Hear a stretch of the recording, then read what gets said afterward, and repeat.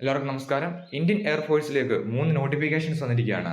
നമുക്ക് 3 നോട്ടിഫിക്കേഷൻസും ഈ വീഡിയോയിൽ കംപ്ലീറ്റ് ആയിട്ട് നോക്കാം. ഒന്നാമത്തെ നോട്ടിഫിക്കേഷൻ ഇന്ത്യൻ എയർഫോഴ്സിലേക്കുള്ള നോൺ കോമ്പറ്റന്റ് റിക്രൂട്ട്മെന്റ് ആണ്. രണ്ടാമത്തത് ഇന്ത്യൻ എയർഫോഴ്സിലേക്കുള്ള അഗ്നിവീർ ആണ്. മൂന്നാമത്തത് ഇന്ത്യൻ എയർഫോഴ്സിലേക്കുള്ള ഗ്രൂപ്പ് സി സിവിലിയൻ റിക്രൂട്ട്മെന്റ് ആണ്.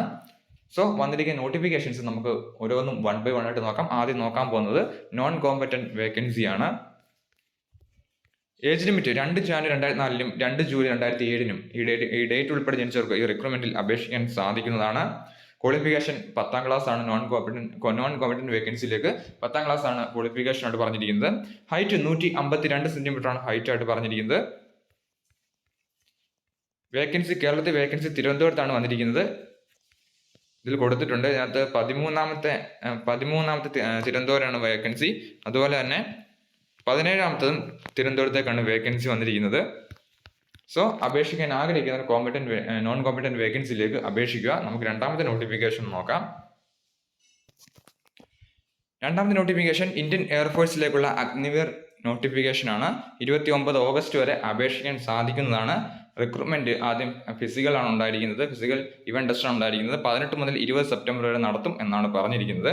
ഇതിൽ athletics, boxing, cricket, cycling, handball, lawn tennis, swimming, shooting, basketball, cycle, polo, football, gymnastic, hockey, squash, kabaddi, volleyball, water polo, wrestling, weight lifting, wushu തുടങ്ങിയ sports events ആണ് ഇതിൽ പറഞ്ഞിരിക്കുന്നത്. സോ സ്പോർട്സ് കോട്ട ഉള്ളവർക്ക് രണ്ടാമത്തെ നോട്ടിഫിക്കേഷനിലേക്ക് അപേക്ഷിക്കാൻ സാധിക്കുന്നതാണ്. അഗ്നിവീർ വായു സ്പോർട്സിലേക്ക് അപേക്ഷിക്കാൻ സാധിക്കുന്നതാണ്. ക്വാളിഫിക്കേഷൻ ആയിട്ട് പറഞ്ഞിരിക്കുന്നത് സയൻസ് സബ്ജക്ട് പഠിച്ചവർക്ക് അപേക്ഷിക്കാൻ സാധിക്കുന്നതാണ്. അതുകൂടാതെ സയൻസ് സബ്ജക്ട് പഠിച്ചവർക്കും അപേക്ഷിക്കാൻ സാധിക്കുന്നതാണ്.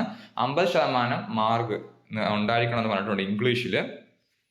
സോ അപേക്ഷിക്കാൻ ആഗ്രഹിക്കുന്നവർ രണ്ടാമത് നോട്ടിഫിക്കേഷൻ ഡൗൺലോഡ് ചെയ്ത ലിങ്ക് ഡിസ്ക്രിപ്ഷൻ ബോക്സിൽ കൊടുത്തേക്കാം. അപേക്ഷിക്കാൻ ആഗ്രഹിക്കുന്നവർ തീർച്ചയായും അപേക്ഷിക്കുക. ഇതിലേക്കുള്ള ഏജ് ലിമിറ്റ് 2 ജാനുവരി 2004 2 ജൂലൈ 2007 ഈ ഡേറ്റ് ഉൾപ്പെടെ ജനിച്ചവർക്ക് അപേക്ഷിക്കാൻ സാധിക്കുന്നതാണ് രണ്ടാമത് നോട്ടിഫിക്കേഷനിലേക്ക്.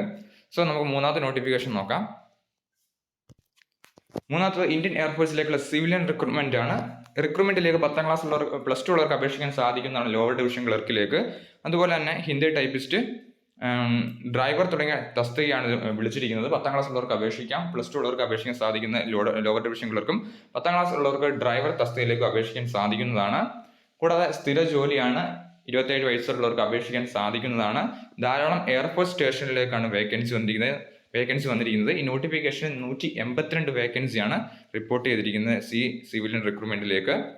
സോ അവസാന തീയതി 1 സെപ്റ്റംബർ ആണ് സിവിലിയൻ നോട്ടിഫിക്കേഷന്റെ.